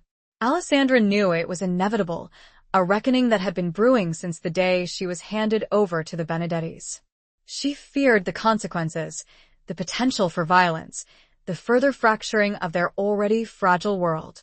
But she also understood his need for closure, for justice, for a final confrontation with the man who had destroyed his mother's life and betrayed his own daughter. She tried to dissuade him, pleading with him to consider the risks, the potential repercussions. But Dario was resolute, his mind made up, his determination fueled by a lifetime of suppressed rage and a newfound sense of purpose. "I have to do this, Alessandra," he said, his voice firm but gentle. "For my mother, for myself, and for us." Alessandra knew she couldn't stop him. She could only offer her support, her love, and a silent prayer that he would return to her unharmed. He left the estate under the cover of darkness, accompanied by a small, trusted group of his men. Alessandra remained behind, her heart pounding with anxiety, her mind racing with 1,000 worst-case scenarios. She paced restlessly, unable to sleep, unable to find any solace in the familiar comforts of her rooms. She sought out Emilia, the one person in the mansion who understood the complexities of her situation, the shared history of pain and betrayal that bound them together. "Emilia," she said, her voice trembling. "I'm scared." "I don't know what's going to happen." Emilia looked at her, her expression filled with a mixture of concern and understanding. "I know, Signorina," she said softly. "But Signor Benedetti, he is a strong man. He will do what he must." "But my father," Alessandra began, her voice trailing off. She couldn't even say the words, couldn't express the fear that gripped her heart. Emilia placed a comforting hand on her arm. "Your father is a dangerous man, Signorina," she said. "But he is also a coward. He will not stand a chance against Signor Benedetti." Alessandra hoped Emilia was right, but she couldn't shake the feeling of impending doom, the sense that this confrontation would irrevocably change their lives, their future. She spent the night in prayer, a desperate plea for Dario's safety, for a peaceful resolution, for a miracle that seemed increasingly unlikely. As dawn broke, casting a pale, ethereal light over the estate, she heard the sound of cars returning. She rushed to the window, her heart pounding, her eyes searching for any sign of Dario. She saw him emerge from one of the cars, his face pale and drawn, his clothes stained with something dark. She couldn't tell if it was dirt or blood. She ran from her rooms, her footsteps echoing on the marble floors, her heart filled with a mixture of fear and relief. He was alive. He had returned. She met him in the grand entrance hall, his men dispersing silently, their faces grim, their eyes avoiding hers. Dario looked at her, his expression unreadable. He reached out, his hand gently touching her cheek, his fingers tracing the line of her jaw. "It's done," he said, his voice hoarse, barely a whisper.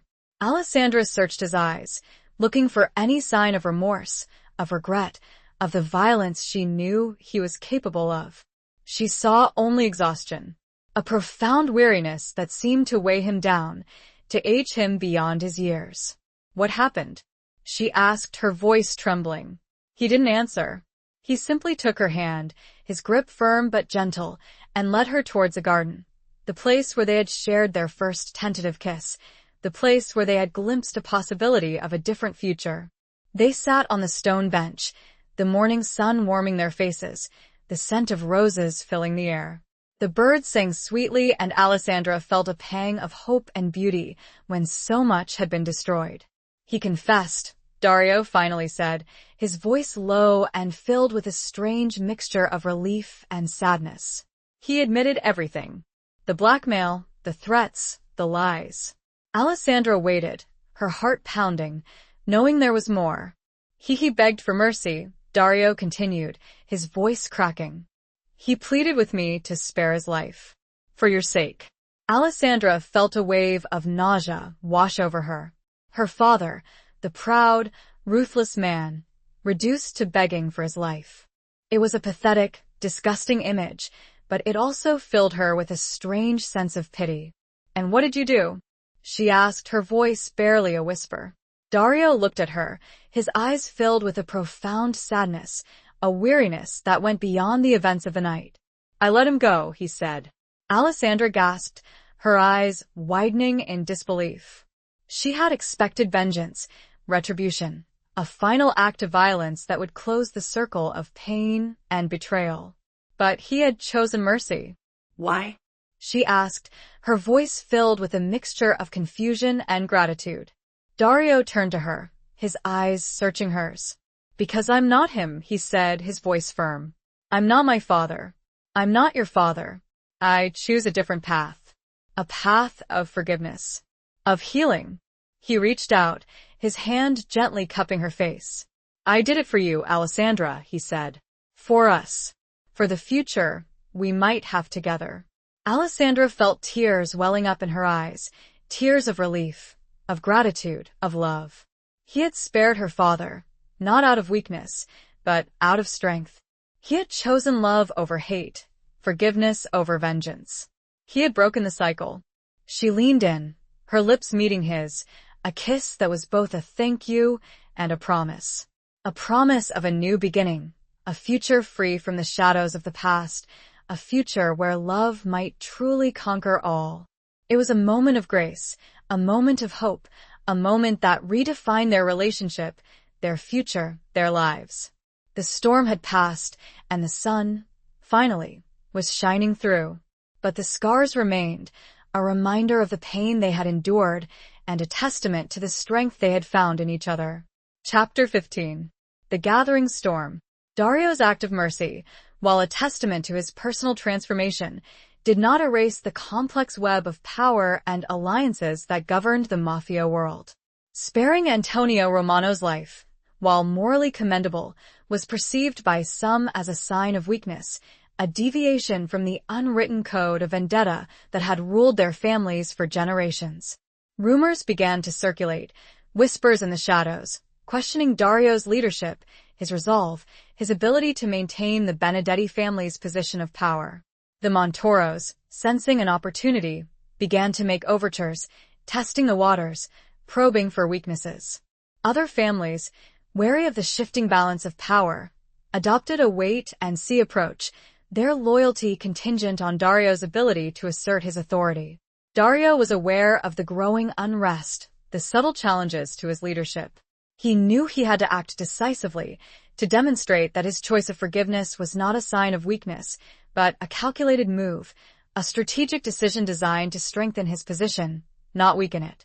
He called a meeting of his consiglieri, his most trusted advisors, the men who had stood by him through the revelation of his true parentage and the subsequent turmoil.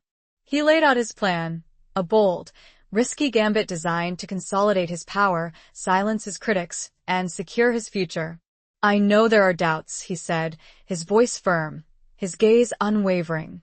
"Whispers that I have become soft, that I have betrayed the traditions of our family. But I assure you, my loyalty to the Benedettis remains absolute." He paused, his eyes scanning their faces, gauging their reactions. Sparing Antonio Romano was not an act of weakness, but an act of strength. It was a message to our enemies, to our allies, that I am not bound by the old ways, that I am capable of making my own decisions, of forging my own path. He outlined his plan, a series of strategic alliances, carefully orchestrated moves designed to neutralize the threat from the Montoros, to solidify his relationships with other families, and to demonstrate, unequivocally, that he was in control. The consiglieri, initially skeptical, listened intently, their doubts gradually replaced by a grudging admiration for Dario's cunning, his strategic brilliance. He had not only survived the revelation of his true parentage, but he had emerged stronger, more determined, more ruthless in his pursuit of power, albeit in a way that defied their expectations. "We will support you, Don Benedetti," one of the consiglieri said, his voice firm, his eyes unwavering. "We will stand by you, as we always have." The others echoed his sentiment, their loyalty reaffirmed, their faith in Dario's leadership restored.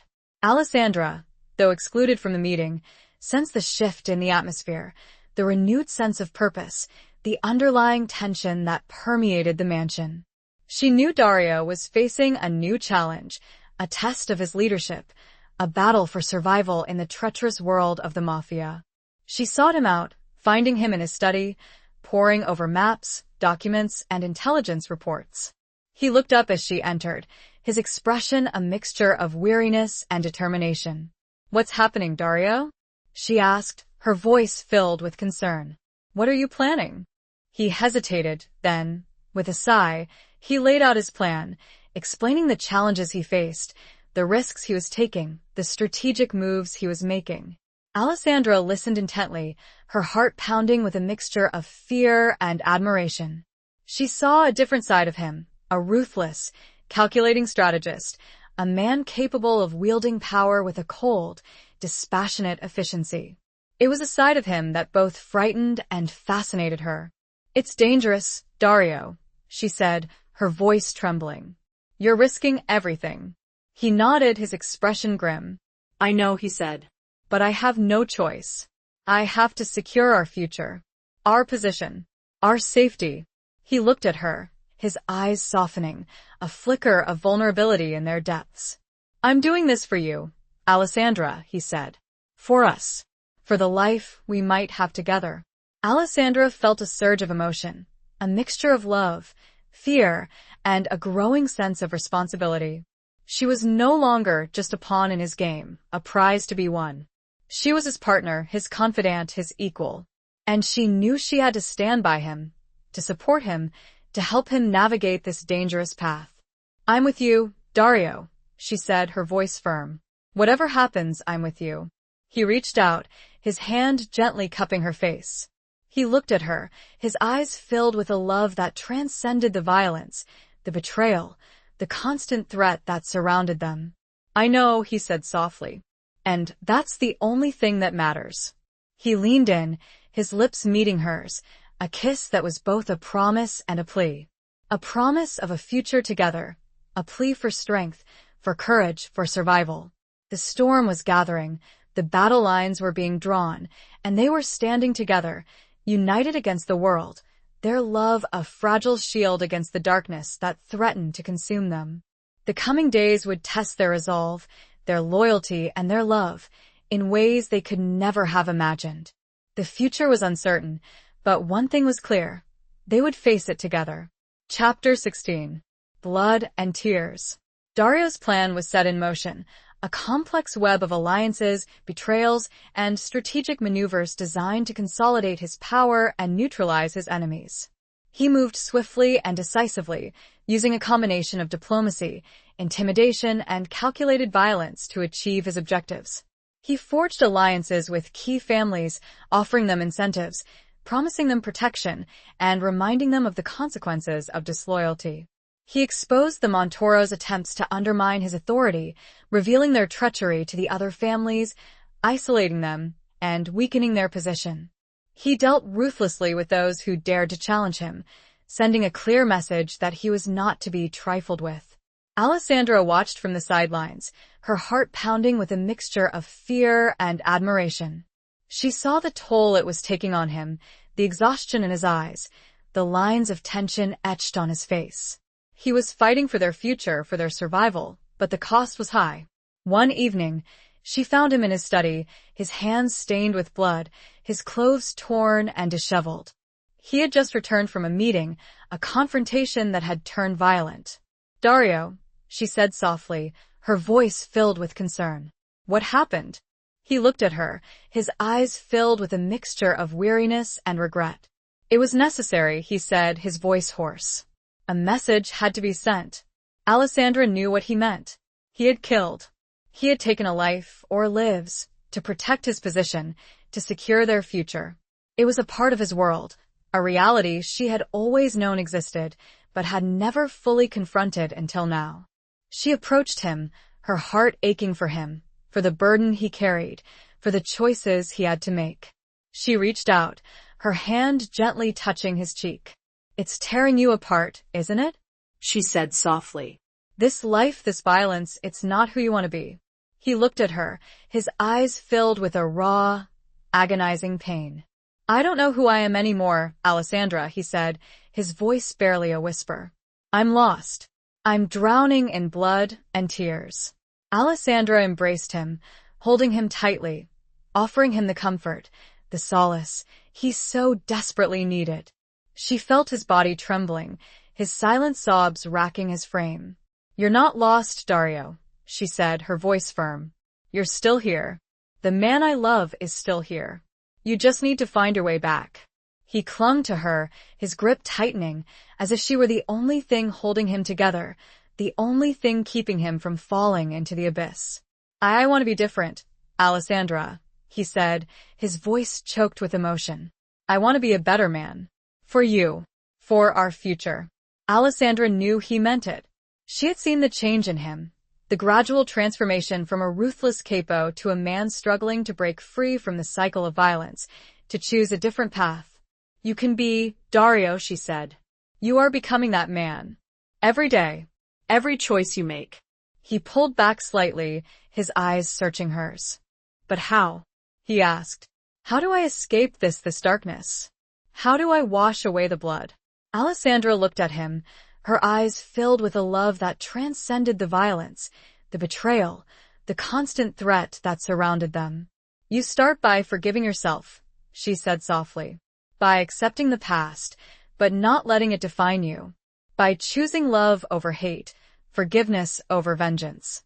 By building a new life, a new legacy, based on something better." He listened, his eyes reflecting a glimmer of hope, a fragile possibility of redemption. "It won't be easy, Dario," she continued. "There will be challenges, setbacks, moments of doubt. But I'll be here. With you. Every step of the way." He leaned in, his lips meeting hers, a kiss that was both a thank you and a promise. A promise to try, to change, to build a better future together. The night was far from over. The battle was still raging. But in that moment, in that embrace, they found a flicker of peace, a moment of grace, a renewed sense of hope. They had survived the bloodshed, the tears, the constant threat of death. And they had found, in each other, the strength to keep fighting, to keep loving, to keep hoping for a brighter tomorrow. But even as they held each other, a messenger arrived, breathless and pale. The Montoros had made their move, and they had struck at the heart of what Dario held most dear. Alessandra. Chapter 17. Reckoning. The messenger's words hit Dario like a physical blow, the blood draining from his face, leaving him pale and shaken.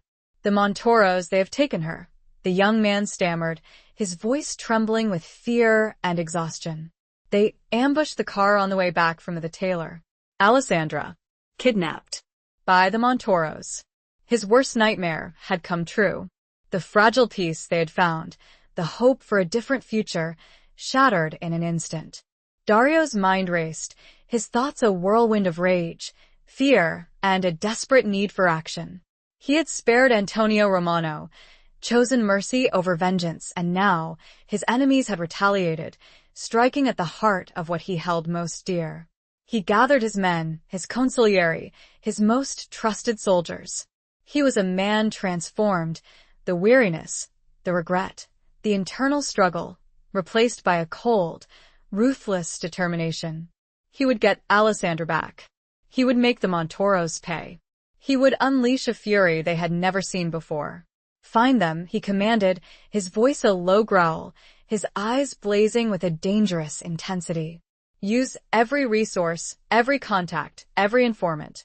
I want to know where they are holding her. And I want them found now." The men scattered, their movements swift and efficient, their loyalty absolute. They knew the stakes.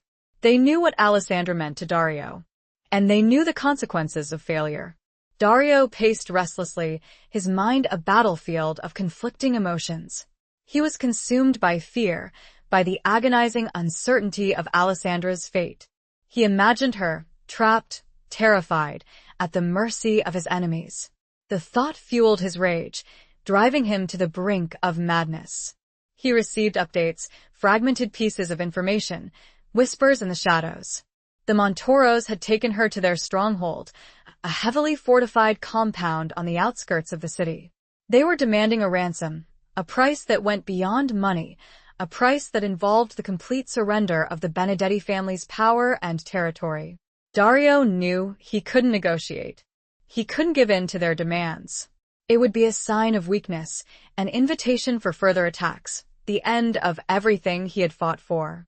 He had only one option: a direct assault, a rescue mission, a desperate gamble that could cost him everything, including his own life.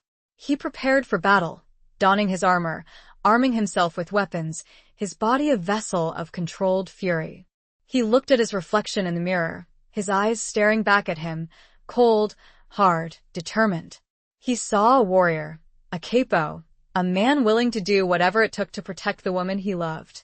He gathered his men, a small, elite force, hand-picked for their loyalty, their skill, their ruthlessness. He addressed them, his voice calm but firm, his words echoing with the weight of the impending battle. "We're going to war," he said. "We're going to rescue Alessandra. And we are going to make the Montoros pay for their treachery. We will show them no mercy. We will leave no one standing. We will bring her home." The men responded with a roar of approval, their eyes blazing with a shared determination, a shared thirst for vengeance. They were ready to follow him into hell, to fight for him, to die for him. As they prepared to leave, Emilia approached Dario, her face etched with worry, her eyes filled with a silent plea. "Signor Benedetti," she said softly, "please be careful. Bring her back safely." Dario looked at her, his expression softening for a moment. He saw the genuine concern in her eyes, the shared bond of love and loyalty for Alessandra. "I will, Emilia," he said, his voice firm. "I promise you. I will bring her home." He turned and walked towards the waiting cars, his men following close behind. The night was dark, the air thick with tension, the silence broken only by the roar of engines and the pounding of hearts. He was going to war. For Alessandra. For his family. For his future. And he would not rest until he had her back in his arms, safe and sound. He would show the Montoros and the world that the Benedettis were not to be trifled with, that the love of a capo was a force to be reckoned with, a force capable of unleashing a fury that could consume everything in its path. He was ready. He was determined. And he would not fail. Chapter 18. The Heart's Surrender. The assault on the Montoro stronghold was a brutal, chaotic symphony of violence. Dario and his men moved with a ruthless efficiency, their training and experience honed to a razor's edge. They breached the perimeter defenses, cutting through the guards, storming the compound, their every move driven by a desperate need to reach Alessandra. Gunfire echoed through the night, the air filled with the screams of the dying, the acrid smell of gunpowder, the metallic tang of blood. Dario fought like a man possessed, his rage a weapon, his love for Alessandra a shield. He moved through the compound, a force of nature, unstoppable, unwavering, his eyes searching for any sign of her. He encountered fierce resistance, the Montoros fighting desperately to defend their territory, their pride, their power. But they were no match for Dario's fury, for his determination, for the combined force of his loyal soldiers. He finally reached the main building, the heart of the stronghold, where he believed Alessandra was being held. He kicked down the door, his weapon raised, his eyes scanning the room. He saw her. She was tied to a chair, her clothes torn, her face bruised and bloodied, but her eyes were filled with a defiant fire, a spirit that had not been broken. Relief washed over him, a wave of emotion so intense it almost brought him to his knees. But he couldn't afford to be weak. Not yet. The room was filled with Montoro guards, their weapons trained on him, their faces a mixture of hatred and fear. "Dario," Alessandra whispered, her voice hoarse, but filled with a surprising strength. She didn't want him to risk his life for her. She was ready to die, rather than see him fall. But Dario had already made his decision. He would not leave without her. He would fight to the death if necessary. "Let her go," he commanded, his voice a low growl, his eyes blazing with a dangerous intensity. The Montoro leader, a cruel, arrogant man named Riccardo, the namesake of Dario's biological father, a cruel twist of fate, laughed, a harsh, humorless sound. "You think you can command me, Benedetti?" He sneered. "You are outnumbered, outgunned. You are finished." Dario didn't reply. He simply raised his weapon, his finger tightening on the trigger. The room erupted in gunfire, a chaotic melee of violence and death. Dario moved with a speed and precision that defied his exhaustion, his injuries. He shot, he stabbed, he fought with a ferocity that bordered on madness. He saw Alessandra struggling against her bonds, her eyes filled with a mixture of fear and admiration. She was fighting, too, in her own way. One by one, the Montoro guards fell, their bodies littering the floor, their blood staining the walls. Dario was relentless, unstoppable, a force of nature driven by love and vengeance. Finally, only Ricardo Montoro remained, his face pale, his eyes wide with terror. He raised his weapon, aiming at Alessandra, a desperate, last-ditch attempt to regain control. "I'll kill her, Benedetti," he screamed. "I swear, I'll kill her." Dario didn't hesitate. He fired, his shot hitting Montoro in the chest, sending him crashing to the floor, his weapon clattering harmlessly away. Silence descended upon the room, broken only by the ragged breathing of the survivors. Dario rushed to Alessandra, his hands trembling as he untied her bonds. He gathered her into his arms, holding her tightly, his face buried in her hair. He felt her body trembling, her silent sobs racking her frame. "It's over, Cara," he whispered, his voice choked with emotion. "It's over. You're safe. You're safe now." Alessandra clung to him, her grip tightening, as if she were afraid to let go, afraid that this was all a dream, that she would wake up and find herself back in the nightmare. "Dario," she whispered, her voice barely audible. "You saved me." He pulled back slightly, his eyes searching hers. He saw the pain, the fear, but he also saw something else. Something that made his heart soar. He saw love. Unconditional, unwavering love. "I would do anything for you, Alessandra," he said, his voice firm. "Anything." He kissed her, a long, passionate kiss, a kiss that sealed their bond, a kiss that spoke of love, of survival, of a future together. They left the Montoro stronghold, leaving behind a scene of carnage, a testament to the violence that had defined their lives, but also a testament to the power of their love, a love that had survived the ultimate test. They returned to the Benedetti estate, exhausted, injured, but alive. They were together, and that was all that mattered. The battle was over. The war, perhaps, was just beginning, but they would face it together, united, unbreakable. Their hearts, finally, surrendered to each other, completely, irrevocably. The reckoning had come, and they had survived. But the scars remained, a reminder of the price they had paid, and a testament to the strength they had found in each other's arms. Chapter 19. A New Dawn. The aftermath of the assault on the Montoro stronghold was a period of healing, rebuilding, and a profound shift in the dynamics of the mafia world. Dario's decisive action, his ruthless efficiency in rescuing Alessandra, and his willingness to break with tradition by sparing Antonio Romano had solidified his position as a powerful, respected, and somewhat feared capo. The Montoros were decimated, their leadership shattered, their territory absorbed by the Benedettis and their allies. Other families, witnessing Dario's strength and his unwavering commitment to Alessandra, reaffirmed their loyalty, recognizing him as a force to be reckoned with. Alessandra, though traumatized by her captivity, began to recover, her physical wounds healing, her emotional scars slowly fading, thanks to Dario's unwavering love and support.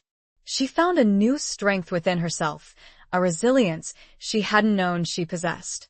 She was no longer just a pawn, a prize, a captive. She was a survivor, a warrior, a woman who had faced her fears and emerged victorious. Dario, too, was changing. The violence he had unleashed, the lives he had taken, had left a mark on his soul.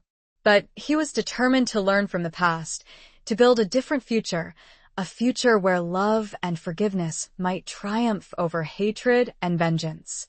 He began to make changes within the Benedetti family, reforming their operations, moving away from the traditional reliance on violence and intimidation, and focusing on more legitimate businesses, on building alliances based on trust and mutual respect, rather than fear.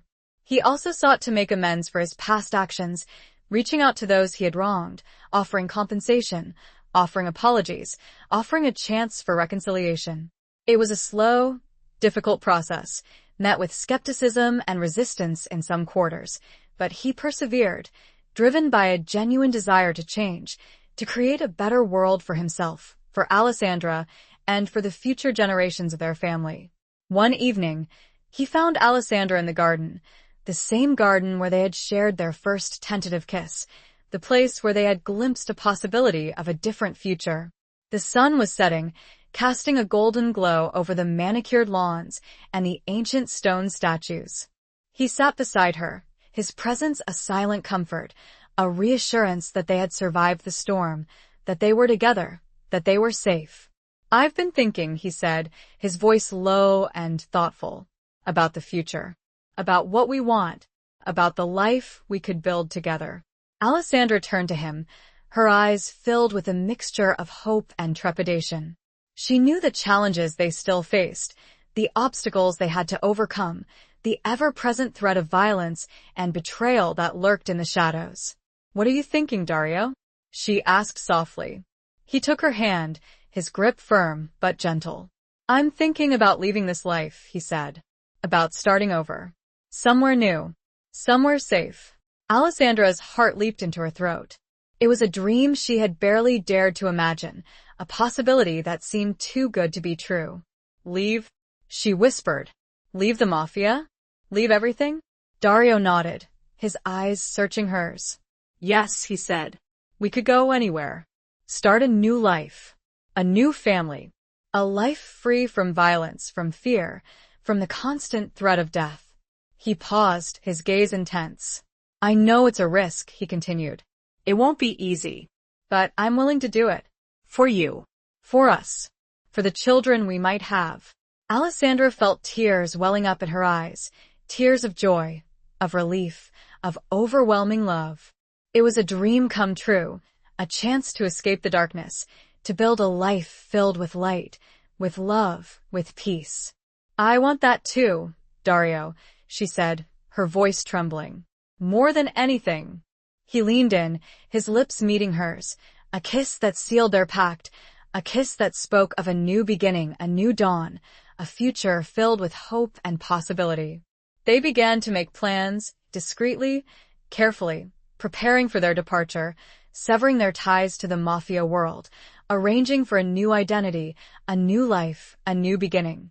It was a dangerous, risky undertaking, but they were determined. They had survived so much, overcome so many obstacles, and they were not afraid to face the challenges that lay ahead. They knew that the past would always be a part of them, the scars would always remain, but they would not let it define them. They would learn from it, grow from it, and build a future based on love, forgiveness, and a shared commitment to a better life. As the sun set on their old life, a new dawn was rising, a promise of a brighter tomorrow, a future where they could finally be free, finally be happy, finally be together. It was a dream worth fighting for, a dream worth risking everything for, and they were ready to embrace it, hand in hand, their hearts filled with hope and love. The transition would be difficult, but they were prepared. They had each other, and that was all that mattered. Chapter 20. Forged in Fire. The plan was audacious, bordering on suicidal. Leaving the Mafia was not like quitting a job, it was severing ties with a deeply ingrained, fiercely protective, and often violent way of life. Dario and Alessandra knew the risks, the potential for betrayal, the ever-present threat of discovery and retribution. But they were determined, their love for each other a shield against the fear, their desire for a new life a driving force that propelled them forward. They spent weeks meticulously planning their escape, arranging for false identities, securing passage to a remote, undisclosed location, and transferring their assets, carefully concealing their tracks, leaving no trace of their intentions. They confided in Emilia, The one person in the mansion they trusted implicitly, the woman who had become a surrogate mother to Alessandra, a silent witness to their struggles, their love, their transformation. Emilia, though heartbroken at the prospect of their departure, understood their need for a new beginning, a life free from the violence and the constant threat of death. She pledged her support, promising to help them in any way she could, to protect their secret, to ensure their safe passage. The day of their departure arrived, a bittersweet moment filled with both excitement and trepidation. They said their goodbyes to Emilia, a tearful farewell, a promise to stay in touch, a silent understanding of the risks they were taking. They left the Benedetti estate under the cover of darkness, slipping away like shadows, leaving behind a life of power, privilege, and constant danger, and embarking on a journey into the unknown, a journey fueled by hope, love, and a shared dream of a better future. The transition was not easy. They faced numerous challenges, navigating the complexities of their new identities, adjusting to a life of anonymity, constantly looking over their shoulders, fearing discovery, fearing betrayal. They settled in a small, secluded village, far from the reach of the mafia, far from the shadows of their past. They adopted new names, new professions, new lives. Dario, once a powerful capo, became a simple businessman, his ruthless efficiency channeled into building a legitimate enterprise, his strategic brilliance used to create a prosperous, peaceful existence. Alessandra, once a captive, a pawn, a prize, became a teacher, her nurturing spirit finding an outlet in educating children, her love for Dario blossoming in the safety and freedom of their new life. They built a home, a sanctuary, a place where they could finally be themselves, free from the constraints of their past, free from the expectations of their families, free from the constant threat of violence. They had children, two beautiful, healthy children, a boy and a girl, who grew up knowing nothing of their parents' past, knowing only love, safety, and the unwavering support of a family united by a shared dream. Dario and Alessandra never forgot their past. The scars remained, a reminder of the pain they had endured, the battles they had fought, the love that had survived it all. But they did not let it define them. They learned from it, grew from it, and built a new life, a new legacy, based on forgiveness, redemption, and the transformative power of love. Years passed, their children grew, their lives unfolded, their love deepened. They had found peace, happiness, and a sense of belonging they had never thought possible. One evening, as they sat on the porch of their home, watching their children play in the garden, the sun setting in a blaze of glory, Dario turned to Alessandra, his eyes filled with a love that had only grown stronger with time. "We did it, Cara," he said softly, his voice filled with emotion. "We escaped. We built a new life. We found happiness." Alessandra leaned against him, her head resting on his shoulder, her heart overflowing with love and gratitude. "Yes," she said, her voice filled with a quiet joy. "We did. We were forged in fire, Dario. And we emerged stronger. Together." They looked at each other, their eyes reflecting a lifetime of shared experiences, a love that had survived betrayal, violence, and the constant threat of death. They had faced their demons, conquered their fears, and built a future that was beyond their wildest dreams. They had chosen love over hate, forgiveness over vengeance, and in doing so, they had found redemption, freedom, and a happiness that was both profound and enduring. They were a testament to the power of the human spirit, the resilience of the human heart, and the transformative power of love. Their journey had been long and arduous, but they had reached their destination, a place of peace, a place of love, a place they could finally call home.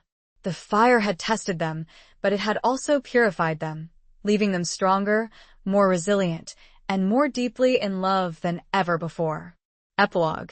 The salt spray kissed Alessandra's face as she stood on the deck of the small sailboat, the gentle rocking of the waves a soothing rhythm against the backdrop of a vast, azure sky.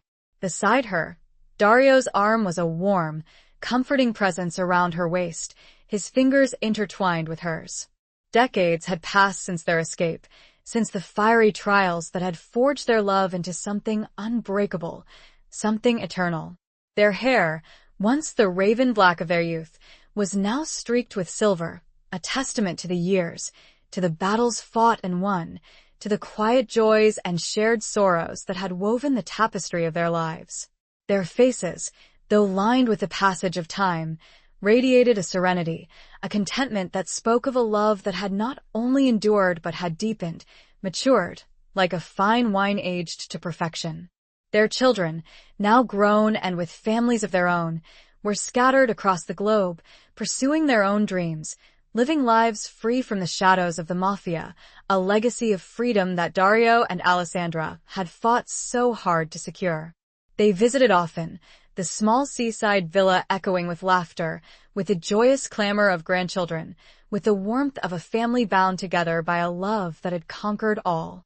Dario tightened his arm around Alessandra, drawing her closer, his gaze fixed on the horizon, where the sky met the sea in a seamless embrace. "Do you ever regret it, Kara?" he asked, his voice a low murmur, a question that had lingered in the air between them, unspoken, for many years. Leaving everything behind? Starting over? Alessandra turned to him, her eyes, still the vibrant hazel of her youth, filled with a love that time had not diminished, a love that had only grown stronger, deeper, with each passing year. "Never," she said, her voice firm, her gaze unwavering. "Not for a single moment. The only regret I have is that we didn't do it sooner." Dario smiled, a slow, tender smile that crinkled the corners of his eyes, a smile that reached deep into his soul. He knew she spoke the truth.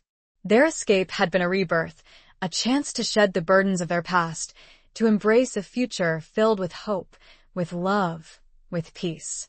He leaned down, his lips brushing against hers, a soft, lingering kiss, a testament to a love that had endured the test of time, a love that had been forged in fire, tempered by adversity, and strengthened by forgiveness. "I love you, Alessandra," he whispered, his voice filled with emotion. "More than words can say." "And I love you, Dario," she replied, her voice catching in her throat. "Always and forever." They stood there, embraced, silhouetted against the setting sun. Two figures who had journeyed through darkness and emerged into the light. Two souls who had found solace, redemption, and an enduring love in each other's arms. The sailboat gently rocked, the waves whispering secrets of the past, of the struggles they had overcome, of the battles they had fought, of the love that had conquered all. They had built a new life, a new legacy, a world where their children and grandchildren could live without fear, without violence, without the constant threat of death.